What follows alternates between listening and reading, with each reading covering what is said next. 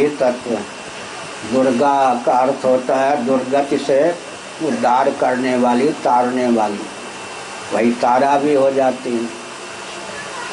भुवनेश्वरी का अर्थ होता है भुवन की नियामिका देवी शक्ति, तो जगत का उत्पालन भी करती है, वही ब्रह्माणी हैं, वही वैष्णवी हैं, वही रुद्राणी भी हैं।